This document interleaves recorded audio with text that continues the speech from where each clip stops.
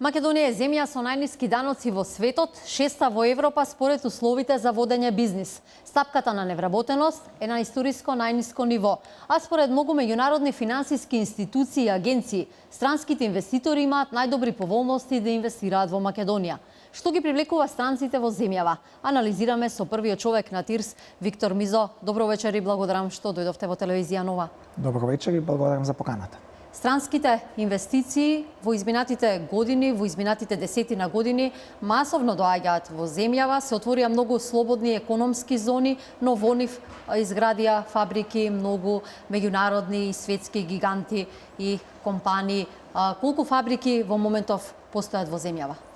Во моментов само во слободните економски зони има 23 компании кои се во различна фаза на работа. Некои од нив веќе имаат инвестирано и реинвестирано, некои од нив во моментот ги завршуваат нивните производствени погони, но имаме 23 компании кои се корисници во зоните. Пред се тука се двете зони во Скопје, зоната во Штип, во Тетово, во Кичево, во Охрид, во Прилеп и во Струмица. Што значи на она што е најважно, не е сето она концентрирано само во Скопје и во главниот град. Самата поента, самата логика зошто имаме толку слободни економски зони е за да креираме еден рамномерен економски развој за луѓето од сите краишта на Македонија да можат да најдат едно парче леп и да заработуваат врз основа на компаниите кои ќе одлучат во нивниот регион или во нивниот град да го лоцираат својот производствен погон. Така, рековте, не е се сконцентрирано во Скопје, токму тоа беше и целта и политиката на привлекување на странски инвестиции откако почна да се полни бунарџик, за да и внатрешноста на Македонија не биде запоставена и рамномерно да течат сите тие инвестиции.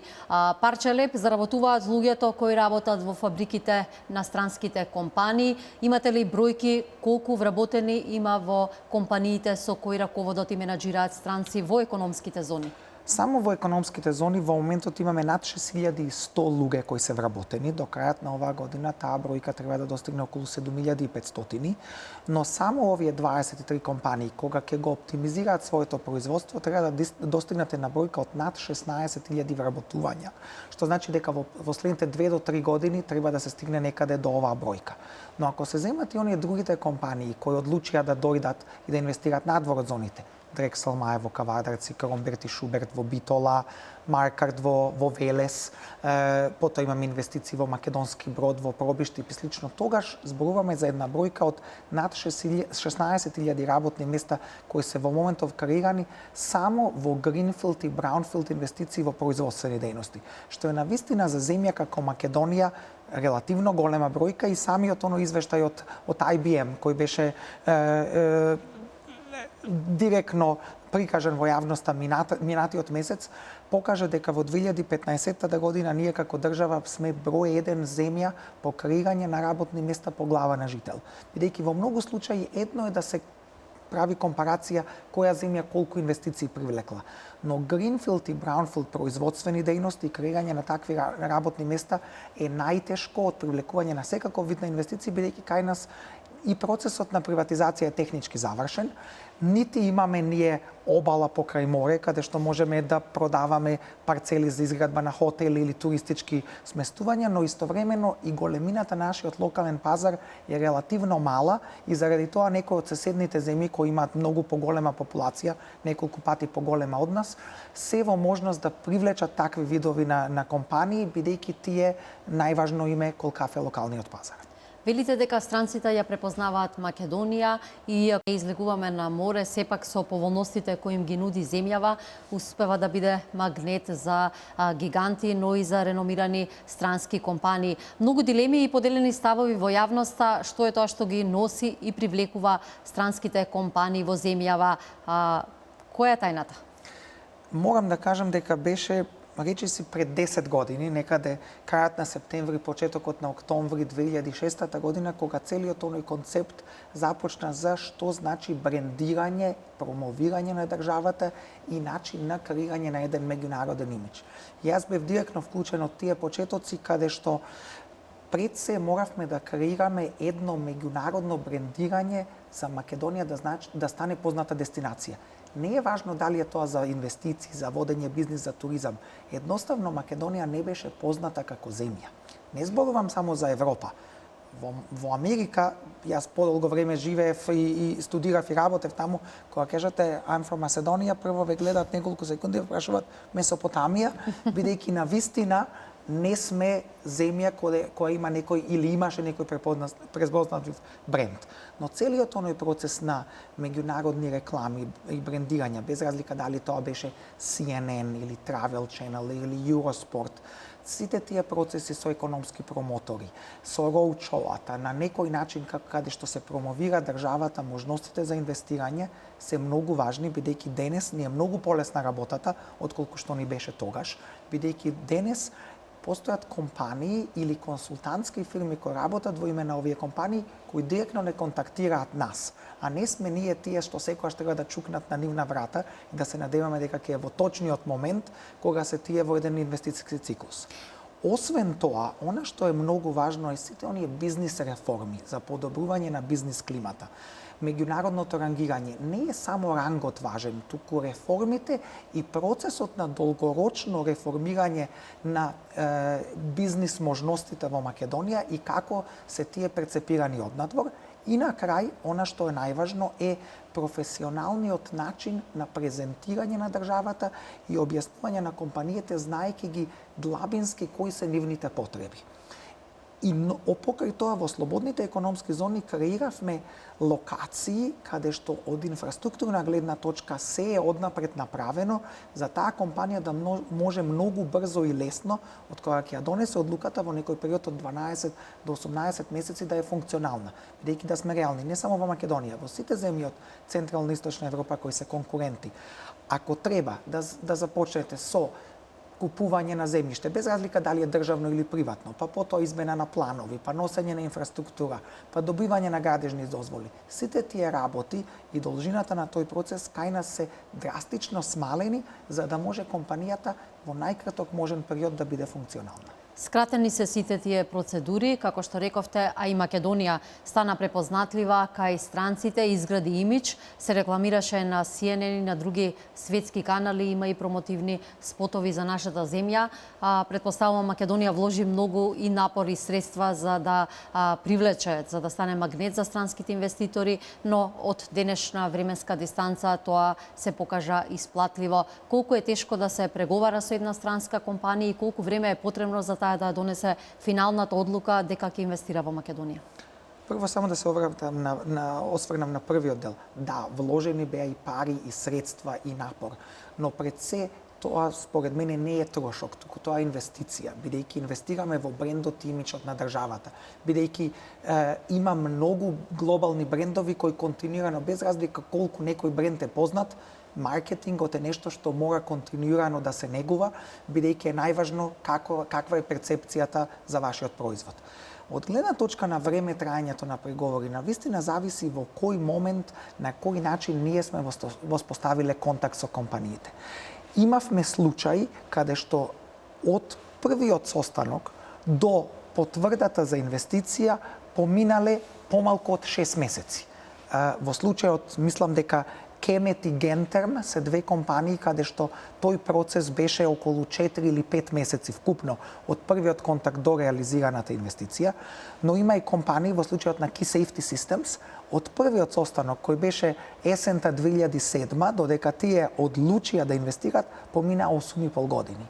Зошто? Заради тоа што се случуваше глобално и во Европа, посебно во автомобилската индустрија.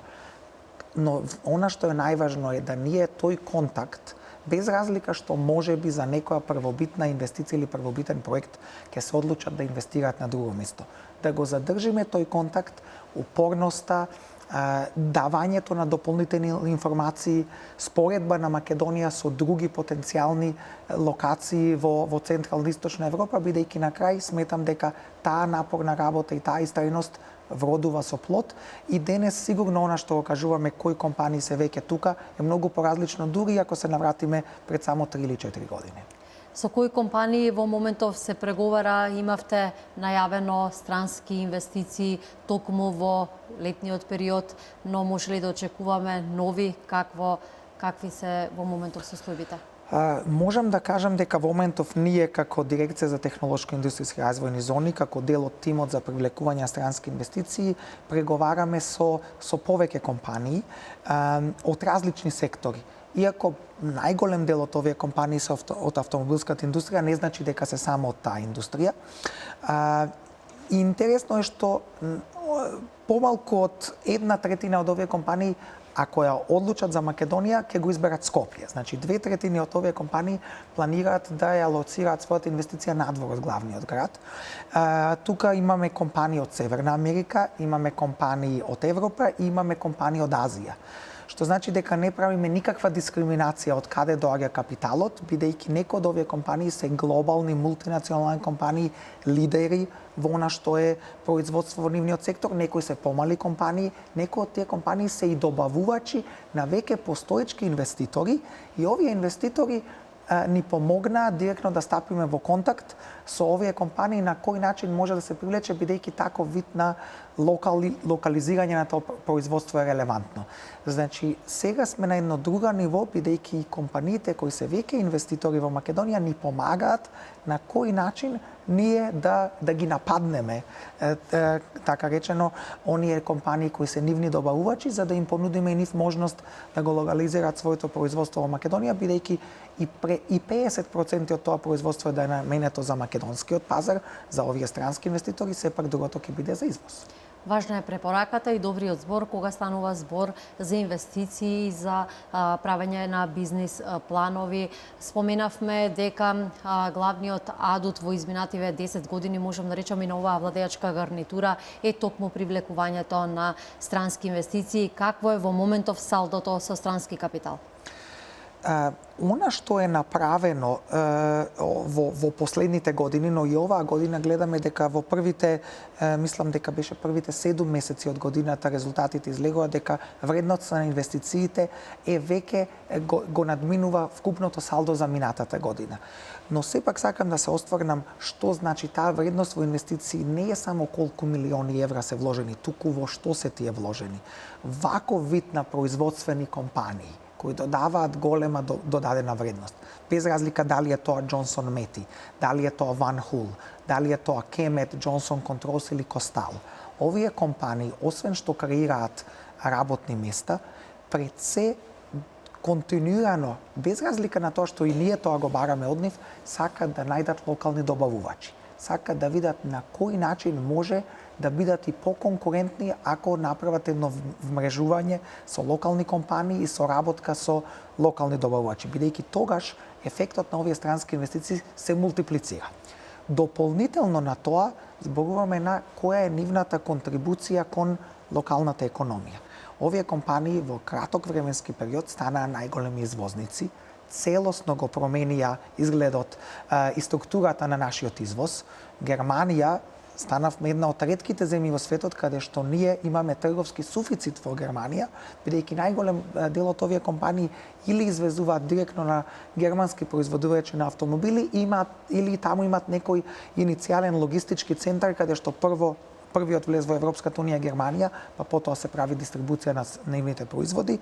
И од таа гледна точка, еве само да споменам некои бројки. Крајот на август го завршивме со вкупен извоз од 1 милијарда и 120 милиони евра само од слободните економски зони, што е зголемување за речиси 19% во споредба со минатата година, но за првите 8 месеци од оваа година имаме разлика помеѓу извозот и увозот од 206 милиони евра, додека во истиот период лани таа разлика беше само 91 милиони евра. Што значи дека се поголема додадена вредност и се поголема разлика помеѓу тој извоз и увоз се креира. И ако се гледат дури и бројките на ниво на државата, веќе имаме покриеност на увозот со извоз која надминува 71%. Како земја, мала земја која нема многу ресурси, на вистина е тешко да имаме ние над 100% покриеност, но ако се навратиме неколку години наназад, таа бројка беше околу 60%. Значи веќе скоро 10% поени имаме зголемување на покриеноста на увозот со извоз, што на вистина е позитивен резултат за мала земја како нас. Велите дека извозот само од слободните економски зони надмина повеќе од милиарда, извозот и создавањето на нови работни места се чини најголемиот бенефит токму од странските компании кои се присутни и кои водат бизнис во Македонија. Споменавте дека преговарате со неколку светски корпорации, со компании, можеби сме лидери тука и во автомобилскиот бизнис, бидејќи многу од компаниите знаеме дека доаѓаат од автомобилската индустрија. Каде гледате Македонија токму во областа на странските инвестиции во наредните 10 години?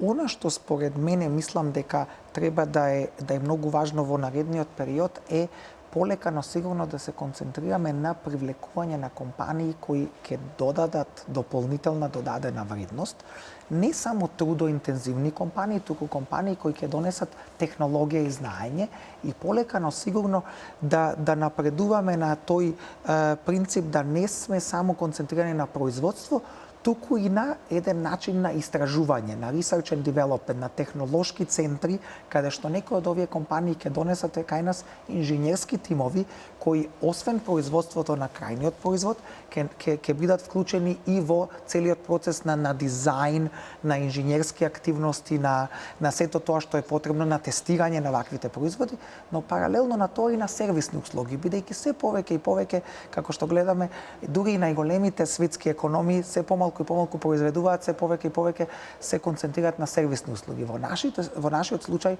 тоа треба да значи IT технологии, софтверски решенја, програмирање, но истовремено и можност за некои компании кои прават сервисни услуги, не само кол центри, туку центри кои прават сметководствени услуги, финансиски услуги, но сите тие центри ги обично ги концентрираат во некоја земја каде што трошоците за работа се пониски, за да може тие услуги да се продаваат во Западна Европа или Северна Америка.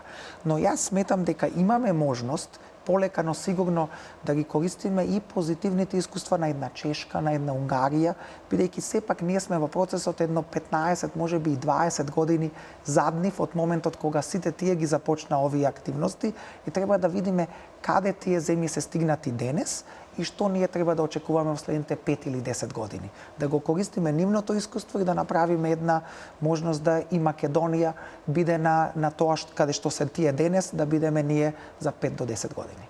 Така е, бенефитот веројатно ќе го почувствуваат пред се обичните граѓани, компаниите, а и целата држава. Анализиравме кои се најголемите придобивки, но сепак подсетивме дека од странските компании кои се присутни тука, ќар имаат и домашните фирми, бидејќи директно соработуваат, а можеби тоа што е добро и за македонските менаџери е што црпат светски знаења. Апсолутно. Тој трансфер на знаење, на технологија, на менеджерски принципи, колку и да го учите тоа, без разлика дали се тоа домашни или меѓународни факултети или бизнис институции, сепак најдобро тоа се учи во пракса. И овие компании ги носат тие светски принципи на менаџирање, на технологија и мора да се очекува дека со тек на време дел од луѓето кои работат тамо по неколку години ќе најдат начин да потоа самите навлезат во некој бизнис или да станат предприемачи или да станат потенцијално добавувачи на некој што им бил работодавач. Сето тоа што таму го научиле, ќе може да го трансферираат во своите компании или во некои други локални компании со кои ќе почнат да соработуваат. Тоа е многу важно и паралелно на тоа важно е дека од првиот момент кога странска компанија ќе дојде кај нас, од адвокатски услуги, од архитектонски, градежни услуги, сето она што значи кетеринг услуги за храна, обезбедување, осигурување, логистика, до потоа друг вид на локални добавувачи, секогаш се користат исклучително македонски компании. Така да бенефицијата се зголемува и многу повеќе од колку она што можеби статистички може да се покаже, бидејќи има голем број на градежни компании кои во нивното портфолио можат да кажат дека изградиле различни индустријски објекти низ Македонија и врз основа на тоа нивно искуство и знаење, кога овие објекти се градат по најстрикти американски или германски стандарди, бидејќи нивните осигурителни компании имаат многу повисоки барања не само од нашите македонски правила и прописи за градба, туку понекогаш и од европските. Американските стандарди се поспецифични заради осигурителни компании, што значи дека нашите локални градежни фирми може тоа да го задоволат. и може да бидат во иднина конкурентни и на регионалниот пазар. Полека го завршуваме и го заокружуваме овој разговор. Ми за кога да очекуваме нова инвестиција?